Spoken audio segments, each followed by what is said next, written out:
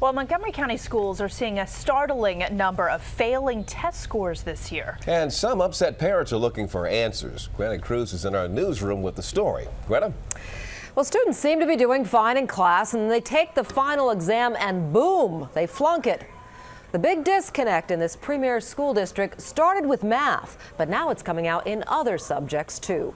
This is the whiteboard that my husband broke out to help them with studying. Joyce Gardner says her son, a Rockville High School freshman, studied hard for his honors Algebra 2 final.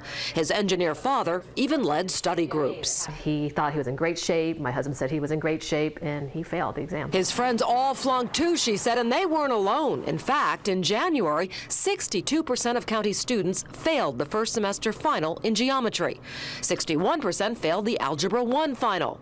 The superintendent called the numbers unacceptable. Some kids may have been overaccelerated. We know that math is very hard to teach. We know that some kids may not be taking this final exam as seriously as they take others. But other subject finals had pretty high failure rates too. 51% for a world history course, 40% in biology, and 37% in a 10th grade English final. I remember that also, that the exam, it didn't seem to go with whatever the teacher was teaching you, so it kind of made no sense, you know? Like, you're doing well in the class, you could have an A in the class and then you flunk an exam. They should structure it so your final is stuff you've been taught throughout the year. Spanish, history, French. Joyce Gardner has all of her son's review packets and says she's glad the school district's investigating the disparity. I think the schools are very good. I think they need to look at the exams and see what's going on there.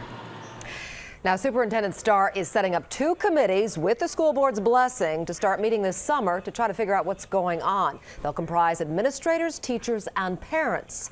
And while a final exam may only account for 25% of a grade, it can still affect a student's grade point average, their GPA. And that, of course, is critical in applying to colleges.